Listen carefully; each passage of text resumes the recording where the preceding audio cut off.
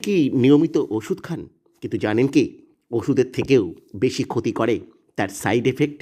শুধু ওষুধ খেলেই সুস্থ হওয়া যায় না, ওষুধকে কাজ করাতে হলে শরীরকে দিতে হবে সাপোর্ট।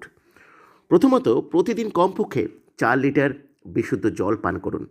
দ্বিতীয়ত, যে কোনো খাবারের 30 মিনিট আগে এবং 30 মিনিট পরে জল পান করুন।